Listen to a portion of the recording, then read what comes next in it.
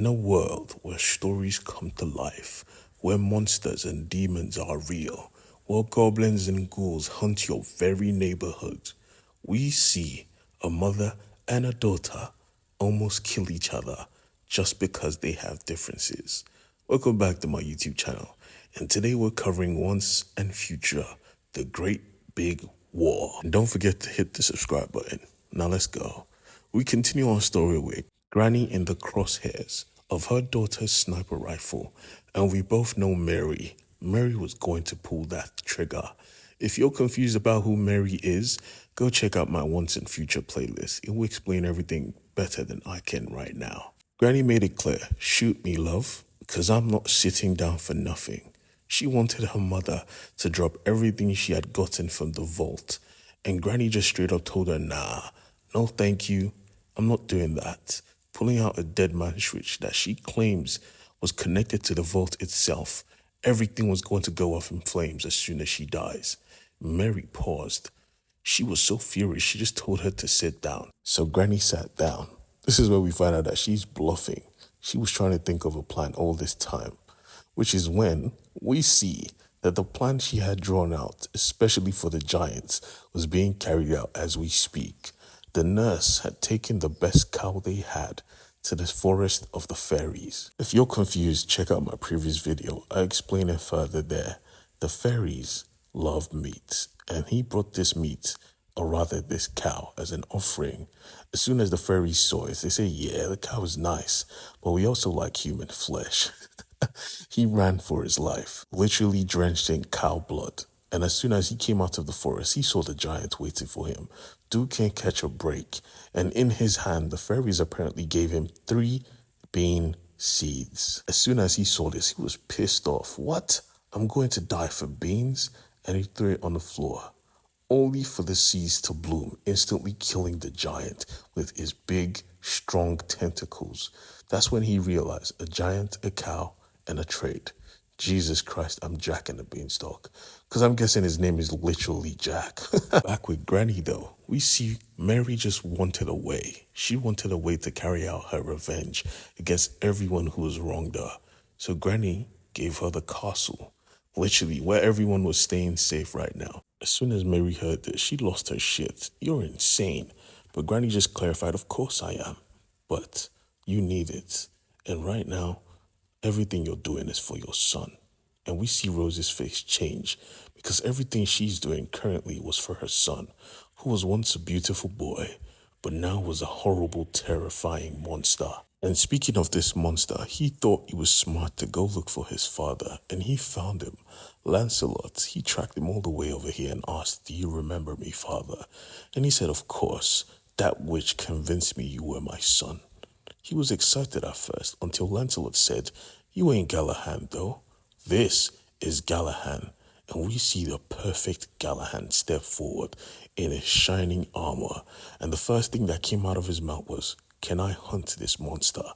And Lancelot said, yes, of course. And I will hunt him with you.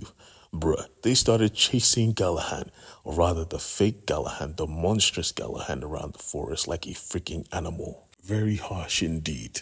So honestly, Mary's vengeance was warranted, and she wanted everything she could get. But her mother looked at her and apologized. I'm sorry. This was your choice. You have to live with it. Some things cannot be fixed. But I promise you, if you let me go, I will mess every single person up that messed with you. And I promise. So she let her mother go because she knows she keeps her promises, especially if it's promises of violence. It doesn't help her sadness though, because she was broken. And she wasn't the only one. King Arthur finally decided to step on the battlefield himself. He was tired of his forces disappointing him. But the thing is, the last battle was supposed to be held at the exact same spot he died thousands of years ago. And as we know, stories become real. It was his destiny to die on this spot. So Merlin was clearly upset, but Arthur didn't care. He still went. And Granny went to get her only, rather most powerful, maybe ally. Right here in this place was hidden a freaking water god whose story was so convoluted. He was driven to madness, a god of water, driven to pure chaos. He wanted to be freed. He screamed it, unleash me. So a choice had to be made. And the same choice was going to be made on the battlefield because Arthur could sense Merlin's discomfort. Merlin was thinking about how he watched Arthur die before. He didn't want to go through that again. But Arthur just looked at him and said, "You will follow me. Believe in me." And Merlin said, "Of course, my king." And they went out to battle. He commanded his forces to charge, while Granny was thinking about releasing this god of chaos. But she was smart. She just said, "Nah, no thank you. You too crazy." And she turned off all the candles and he went back to his slumber. But she knew she had triggered his rage, and everyone was filled with rage at this moment. All the armies of King Arthur, both King Arthurs, were clashing, and we see this King Arthur coming out of his tent, and our Demon King finally saw him, shouting, "Pretender, I see you." And both of them clashed their magical blades. But ours was a savage. With one flick of his wrist, he tossed the fake King Arthur back. At that moment, he called Merlin, telling him to get Lancelot. "I don't want to die."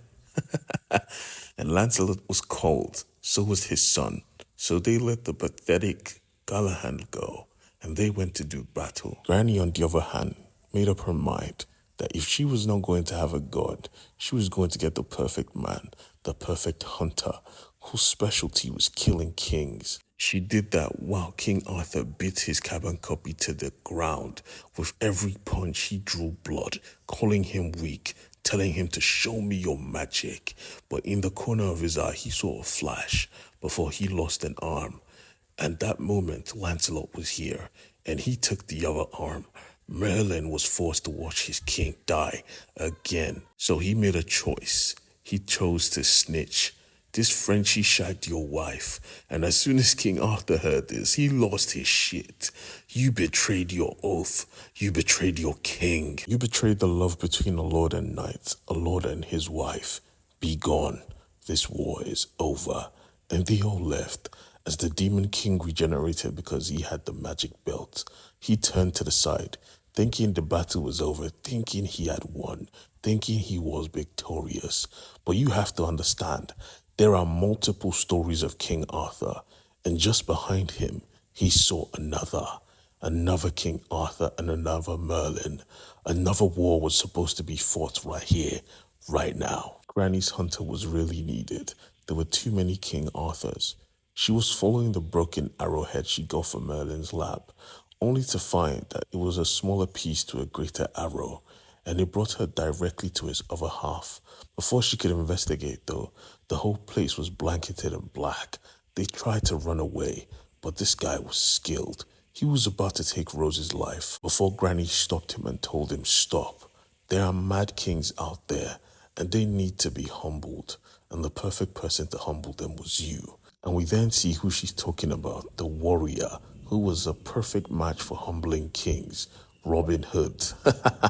Back at the castle, though, Mary had made her way here, and she was going to protect this place or destroy it, one way or another. Don't forget to hit the subscribe button and give me a tip at the end of the video. God bless you. Bye.